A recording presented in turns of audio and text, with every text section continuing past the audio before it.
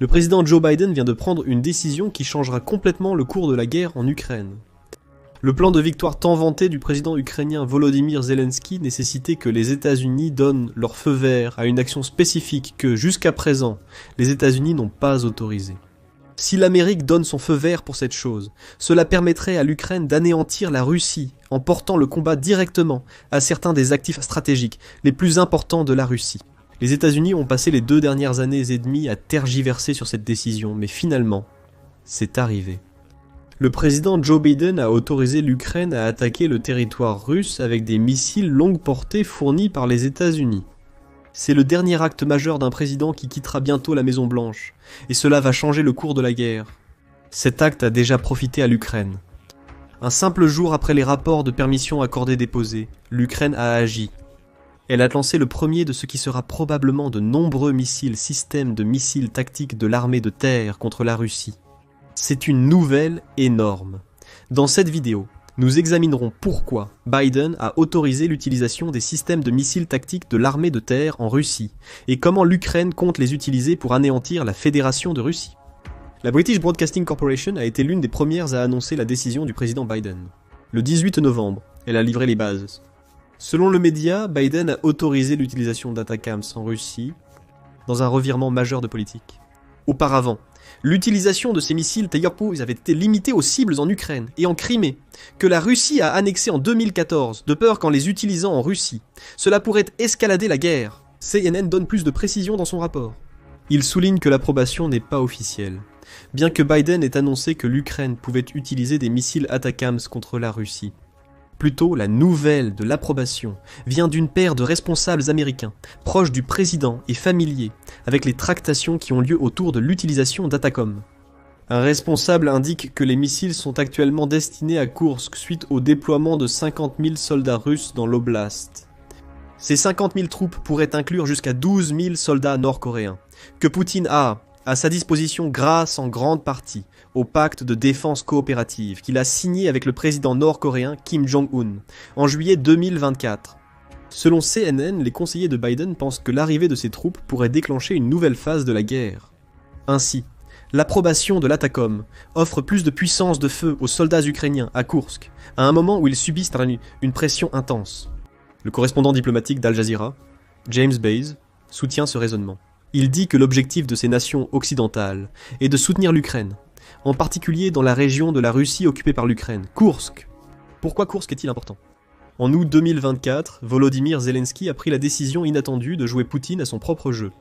Plutôt que de se concentrer uniquement sur la défense de la région assiégée de Donetsk en Ukraine, il a envoyé un petit contingent de troupes du pays dans l'oblast de Koursk en Russie. Une ligne rouge a été franchie. L'Ukraine est entrée en Russie. Et en quelques semaines, l'Ukraine affirmait détenir plus de 450 miles carrés de territoire russe, y compris 93 villages, grâce à sa contre-invasion. L'invasion de Koursk a marqué un tournant dans la guerre, la capture de territoire russe par l'Ukraine lui donnant un atout majeur si jamais des négociations commençaient avec Poutine. L'Ukraine peut maintenant échanger ce qu'elle détient à Koursk contre une partie du territoire pris par la Russie lors de l'opération militaire spéciale de Poutine. Cet avantage disparaît si l'Ukraine ne parvient pas à garder le territoire qu'elle détient à Koursk. Poutine déploie 50 000 soldats dans une contre-offensive visant à reprendre les nombreux établissements revendiqués par l'Ukraine. L'Ukraine doit lutter contre cette contre-offensive, c'est là que les missiles ATACMS entrent en jeu.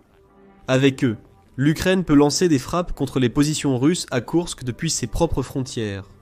C'est un grand pas pour l'Ukraine. Elle peut désormais appuyer ses troupes au sol avec des frappes de missiles difficiles qu'hypotise à contrer pour la Russie. Retour au rapport de CNN. Il souligne que l'approbation de l'usage du système de missiles tactiques de l'armée de terre en Russie a été tardive. Les États-Unis ont carrément refusé d'envoyer des missiles en Ukraine, même pour une utilisation sur son propre territoire, pendant les 2 premières années de la guerre. L'escalade de la guerre était la principale crainte à l'époque.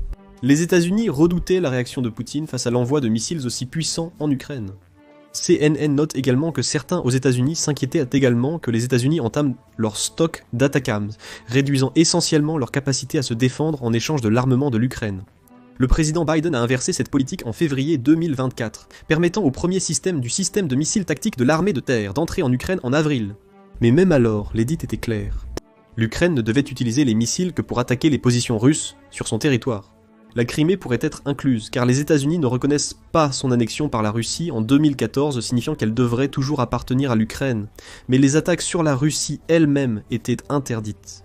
Le président Zelensky avait insisté à maintes reprises pour obtenir le droit d'utiliser les missiles contre la Russie, et ce, avant même que les États-Unis n'autorisent leur usage en Ukraine. Des signes indiquaient que l'approbation était en cours des mois avant son arrivée. En septembre 2024, Al Jazeera a signalé une lueur d'espoir pour l'Ukraine, après des mois où Zelensky a fait pression pour obtenir l'autorisation d'utiliser les missiles du système de missiles tactiques de l'armée de terre contre la Russie. Biden a répondu qu'ils étaient en train de régler cela. Interrogé sur la levée des restrictions géographiques, Anthony Blinken, secrétaire d'État du président, a également mentionné que les États-Unis ont constamment ajusté et adapté selon les conditions sur le champ de bataille. Les signes étaient là que l'approbation était imminente. La décision de Poutine d'utiliser des troupes nord-coréennes dans sa contre-offensive à Koursk semble avoir poussé Biden à prendre sa décision. L'utilisation par Poutine de soldats nord-coréens représente le type d'escalade que les États-Unis. L'Ukraine a toujours craint cette escalade. Il faut maintenant l'aider à la contrer avec des armes plus puissantes.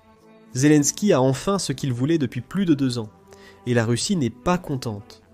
Poutine a menacé les États-Unis à plusieurs reprises, alors qu'ils envisagèrent d'autoriser l'Ukraine à utiliser des systèmes de missiles tactiques de l'armée de terre en Russie. Fin septembre 2024, moins de 2 semaines après les propos de Biden et Blinken sur l'utilisation potentielle des systèmes de missiles tactiques de l'armée de terre, Poutine était prêt à entrer en guerre. Il est proposé que toute agression contre la Russie par un État non nucléaire, soutenu par un État nucléaire, soit considérée comme leur attaque conjointe contre la Fédération de Russie. Poutine s'est emporté lors d'une réunion du Conseil de sécurité russe en septembre. Le choix du mot nucléaire était délibéré.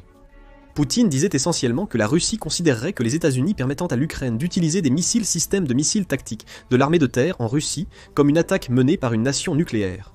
Bien que ces missiles ne soient pas équipés de têtes nucléaires, la Russie se réserve le droit de riposter à de telles frappes conventionnelles par des armes nucléaires. En bref, ne le faites pas, Amérique.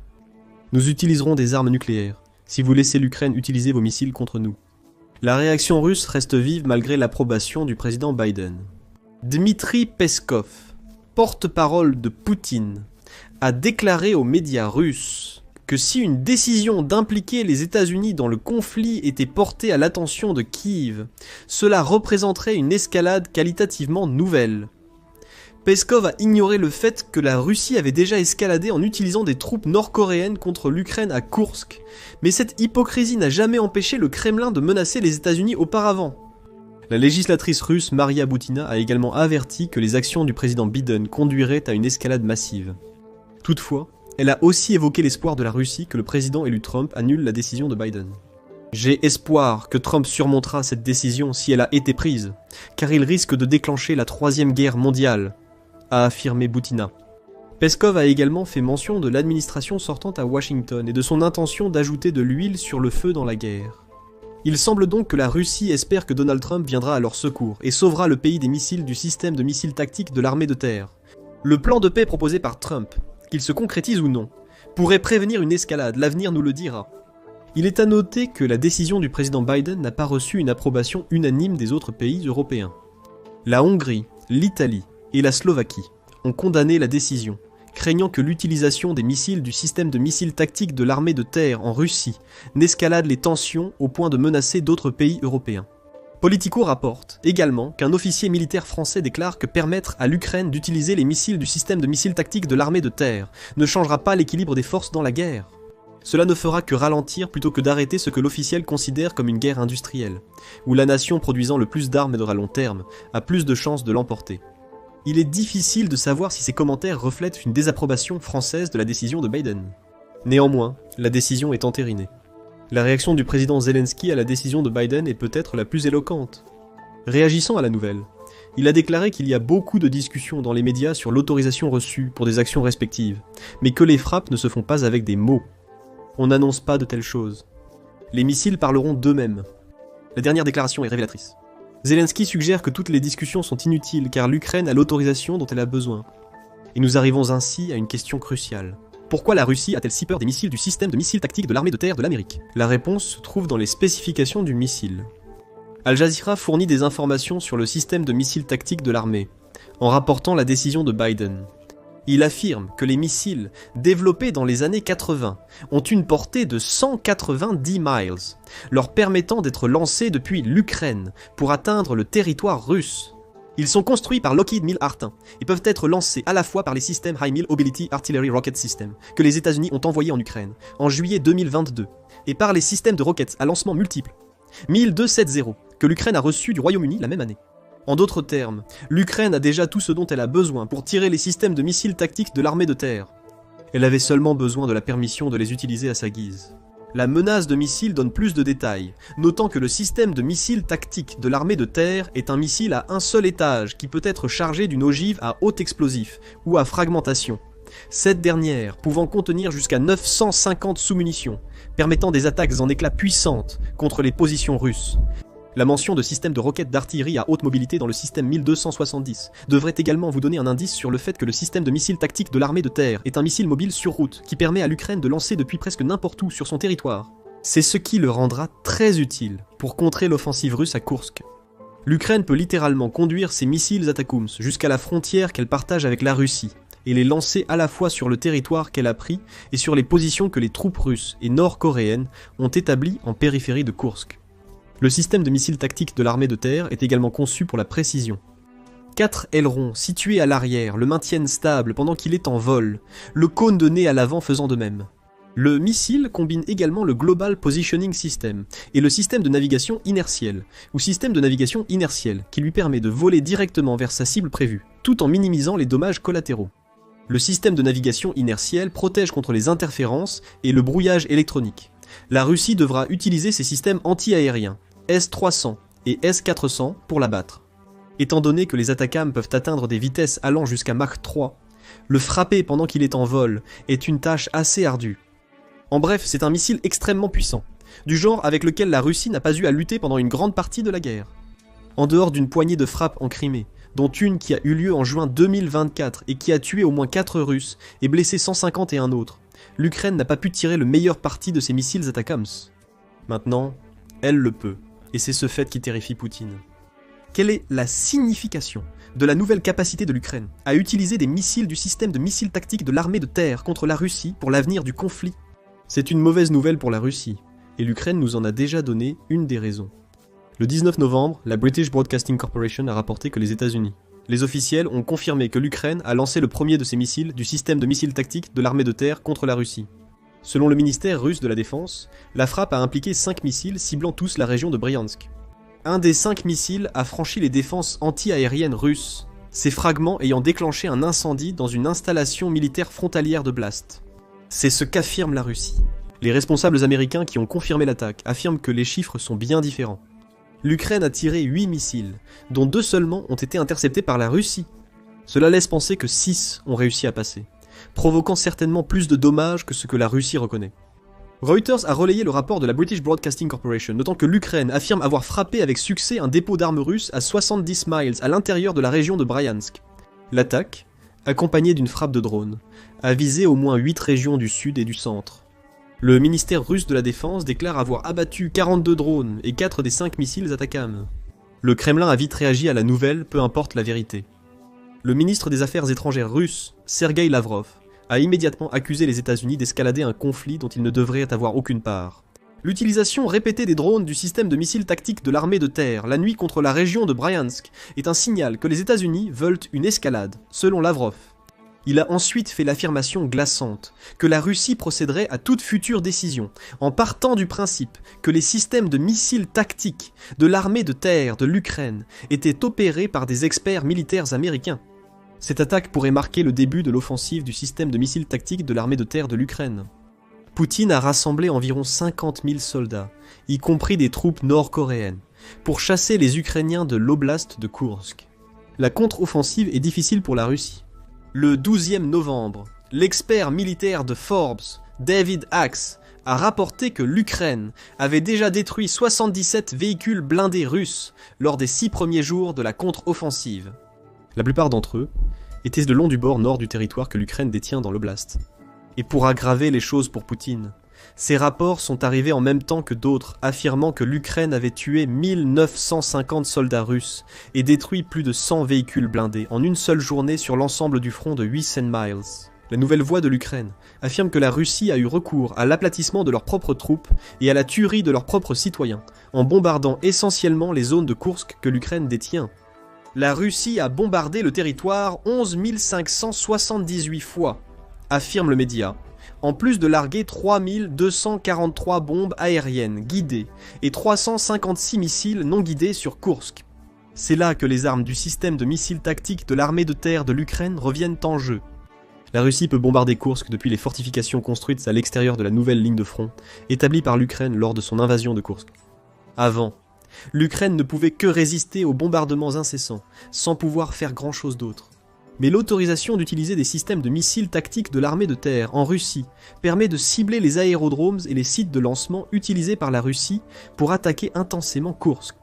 Avec certaines de ces localisations détruites, les troupes ukrainiennes peuvent se concentrer sur leur défense contre la contre-offensive de 50 000 hommes, augmentant leurs chances de tenir Koursk à long terme. L'Ukraine peut attaquer d'autres cibles en plus des bases près de Koursk. Elle a tellement plus de cibles potentielles qu'elle y a frappé avec des systèmes de missiles tactiques de l'armée de terre qui soulageraient la pression sur l'ensemble du front.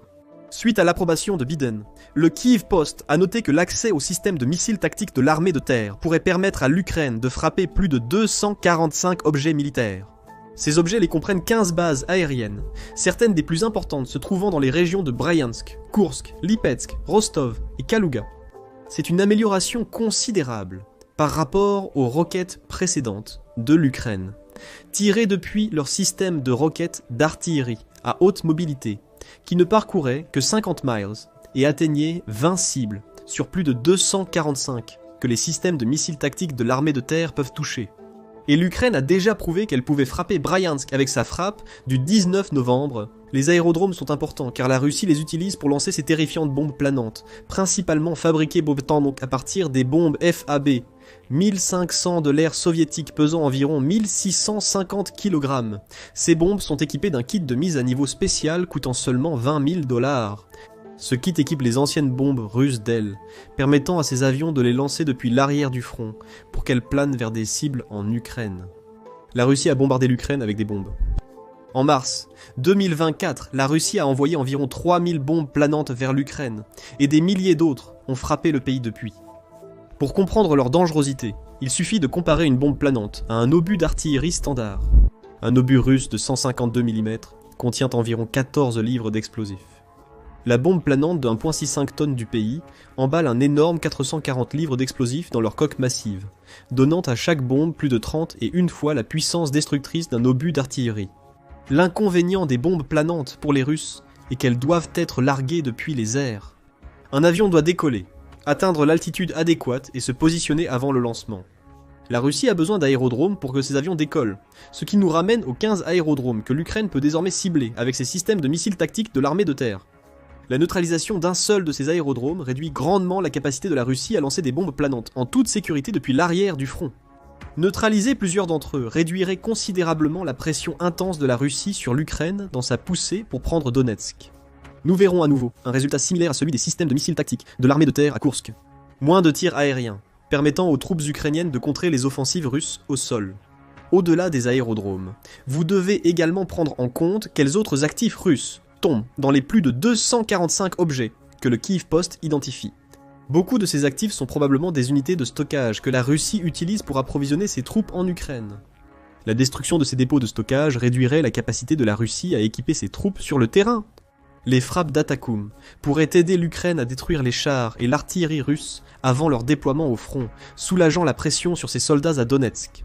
Les systèmes de missiles tactiques de l'armée de terre ne se limitent pas à la destruction de bombes planantes. Ce missile permet à l'Ukraine de perturber les lignes d'approvisionnement russes auparavant inaccessibles. Selon Timothy H., associé de Chatham House, l'Ukraine doit pouvoir frapper les chaînes d'approvisionnement russes, qui sont hors de portée des missiles ukrainiens actuels, comme il l'a déclaré à Al Jazeera. C'est un autre bon point. Les lignes de front de la guerre en Ukraine s'étendent désormais si profondément dans la région du Donbass que les roquettes du système de roquettes d'artillerie à haute mobilité à courte portée de l'Ukraine ne sont même pas capables de frapper les positions russes à l'intérieur de son propre territoire.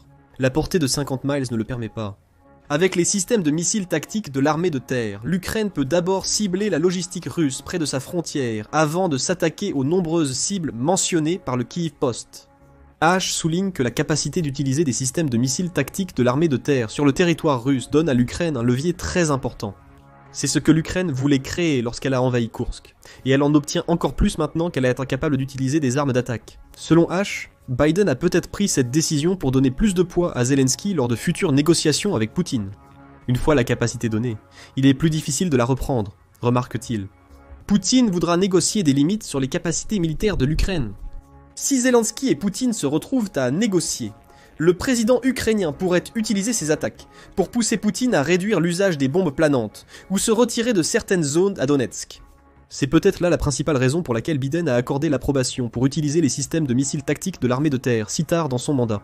H dit « Il semble que la Russie va s'intensifier au cours des prochains mois avant la présidence de Trump et les probables négociations.